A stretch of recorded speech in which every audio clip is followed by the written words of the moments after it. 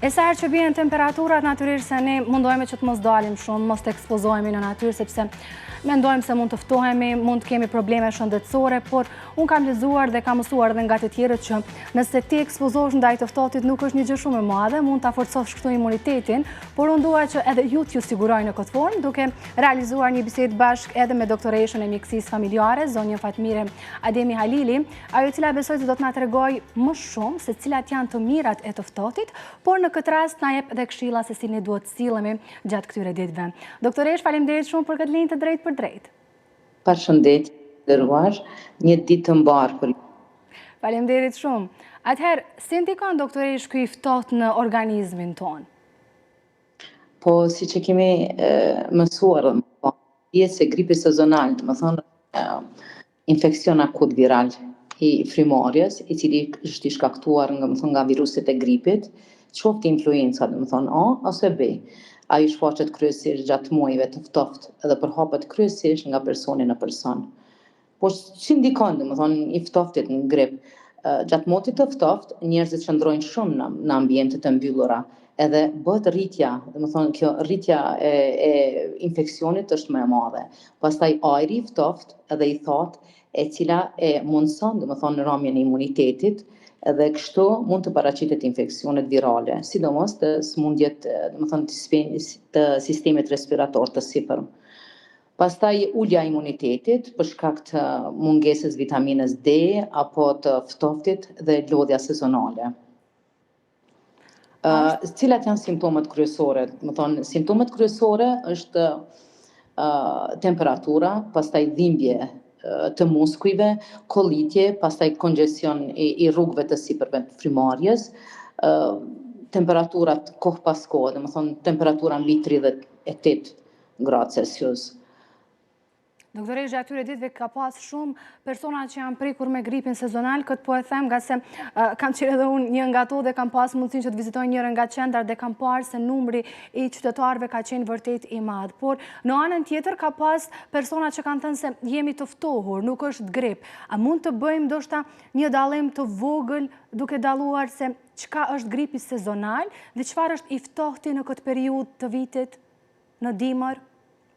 Po, dihet se kemi pas një fluks të madh të pacientëve në këto 2 javë të fundit në kujdestari, do të thonë kemi pas një rritje shumë të madhe të fluksit të pacientëve, sidomos me këto simptome, me temperaturë, me ethe, pastaj me dhimbje muskujt. Dihet se temperaturat nuk kanë qenë edhe shumë të ftohta, mirëpo temperatura ka rënë qysh prej djeshit, do të thonë, prej datës, do të thonë 12-13 dikun, temperatura veç ka fillu me ra, edhe pra më në isha kujdestar, gjendja, do të thonë, fluksi është më i vogël, pra më ka qenë një fluks më i vogël i pacientëve, se sa ditëve në vijem. Kjo flitet që të ftohtit nuk ndikon në mënyrë jo direkte, po në mënyrë indirekte, për arsye se kemi një rrëmje të imunitetit. Gripi sezonal është grip i cili shkaktohet nga influenca A ose B, ndërsa të ftohtit e mundson të kemi, domethënë, një inflamacion më të mundshëm, domethënë, të sistemit respirator. Përndryshe ndikon në mënyrë indirekte, jo në mënyrë direkte.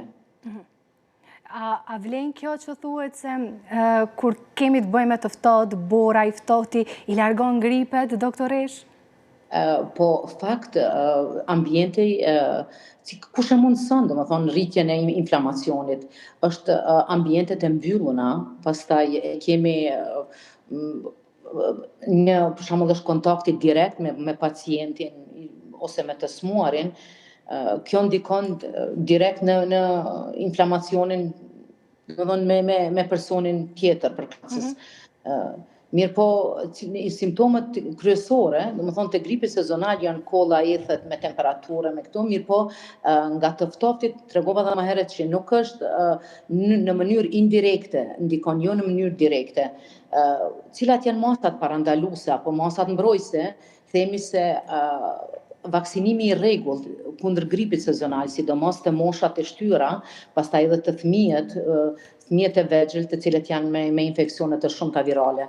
Pastaj larja shpesh e duarve, shmangja e kontaktit direkt me persona të sëmurë, pastaj aerosja e dhomave, domethënë të ambienteve ku jetojmë, mbajtja e maskave, ushqyerja e shëndetshme, pastaj pushimi i mjaftueshëm dhe aktiviteti fizik i personave.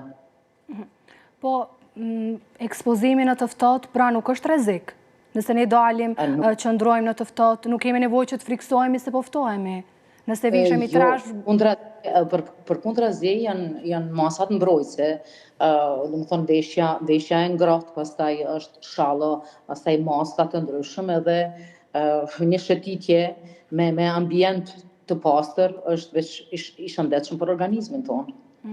Doktoresh, si duhet të trajtojmë gripin me qenë se hymë në këtë temë për fëmijët, për të moshuarit në kushte shtëpie? Dihet se për terapinë e gripit sezonal, domethënë jepet në radhë të parë është simptomatike, janë antipiretik, siç është paracetamolli, pastaj ibuprofeni, pastaj lagje të shumta, ujë, çaj, supa të nxehta, pushime në shtrat, pastaj vitamina, sidomos vitamina C dhe D, pemë dhe perime, cilat përmbajnë shumë vitamina të ndryshme. Po çfarë duhet bëjmë që ta forcojmë më shumë imunitetin tonë? Që t'jemi imun ndaj gripeve, viruseve?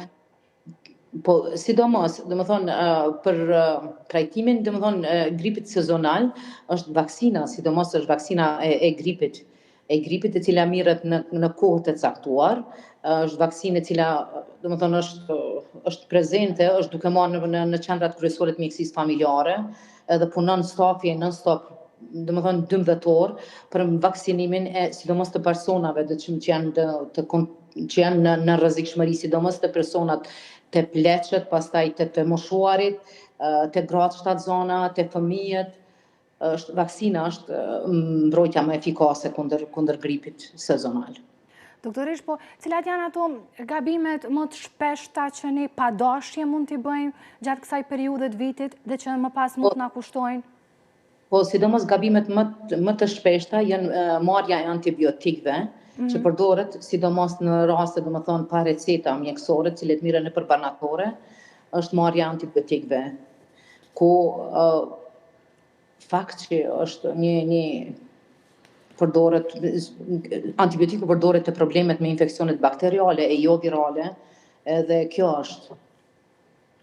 Pra duhet që ta evitojmë sa më shumë t'jetë e mundur përdorimin e antibiotikëve, sidomos pa lejen e mjekut. Antibiotikëve pa recetën e mjekut, pa analiza laboratorike, sidomos pa një pasqyrë të gjakut, pa një CRP nuk përdoret antibiotiku. Doktoresh, edhe një pyetje për fund. Gjatë kësaj periudhe të vitit, të gjithë mund të na dalë vitamina D në ulje. Sa është e konsumueshme që ne të përdorim atë pa lejen e mjekut, ndoshta veç se po ndihemi të lodhur. Unë shumë kam dëgjuar që po ndihem e lodhur e kam vitaminën D që më ka rënë dhe po shkoj po marr një supliment të tillë. A është e rekomandueshme kjo? Po qëndresa, dëgjoj, pacientët të cilët i kemi ne në qendrat e mjekësisë familjare, unë asnjëherë nuk veproj pa një pasqyrë, domethënë të vitaminës D, pa një analizë laboratorike të vitaminës D, të mos përdoret vitamina D veç tjetëve si mund me marrë për shembull një supliment shtesë, për shembull një magnezium, një kalcium, mirë po vitamina D të mos mirret, të mos rekomandohet pa analizë laboratorike të vitaminës D. E cilat janë vitaminat që ne duhet i përdorim gjatë kësaj periudhe? Që nuk duhet i lëmë anash asnjëherë? Nisht janë vitamina C dhe D-ja po ashtu, ku vitamina C është nëpër pemë dhe perime, limon, portokall, këtu krejt. Të cilat mund t'i konsumojmë edhe përmes çajrave, besoj. Po, përmes lagje të shumta, çajra, pastaj supa të ndryshëm, pastaj është pushimi në shtrat, antipiretiku që jepet paracetamolli dhe ibuprofeni, edhe me kaq mund të kaloj. 7-12 ditë e ka, kohën e inkubacionit e ka, domethënë virusi është 7-12 ditë. Nëse veçgjendja komplikohet, atëherë duhet të lypen analizat shtesë, sidomos tash po kemi raste të shumta, domethënë të komplikimeve, sidomos të pleqt apo të moshuarit, kemi një komplikim të madh të simptomeve që po shkojnë me bronhopneumoni apo bronhite kronike obstruktive, që patjetër po duhet analizat shtesë dhe patjetër konsultën e pulmologut ose domethënë specialistikës tjetër. Doktoresh, me atë sa po kuptoj, më të prekurit janë të moshuarit në këtë rast? Më të rrezikuarit kështu? Më të rrezikuarit janë personat, domethënë që kanë krizë hipertensive, pastaj ato të sistemit kardiovaskular, të sistemit të frymarrjes, sidomos të personat astmatik, kështu. E qartë. Prandaj duhet kushtojnë shumë kujdes gjatë këtyre ditëve, të përdorin vitamina, të ruhen. Një kujdes shumë i veçantë, sidomos tek moshuarit dhe tek fëmijët, të cilët mos të rinë në ambient ku është i kontaminuar, sidomos një person. Ka qenë tash koha e festave dhe kemi pas një fluks të madh të gërbeçarve, edhe atu kemi pas domethënë një grumbull të personave familjarë me të njëjtën simptoma, të njëjtat simptoma dhe të njëjtat terapi kanë qenë, kështu që duhet ketë shumë një domethënë të ketë një kujdes më të veçantë, më të shtruar. Kujdes shumë i veçantë, sidomos te fëmijët e vegjël, të cilët ata veç kanë imunitet, janë më të ndjeshëm. Më të. Po. Doktoresh, e di se keni shumë punë, ju presin besoj shumë pacient, meqense po vërejeni edhe në vendin e punës, nuk po ju marrim më shumë kohë, faleminderit për informacionet, për këshillat që dhat për ne. Faleminderit, edhe gjithashtu një ditë të mbarë për juve. Faleminderit, punë të mbarë po ashtu.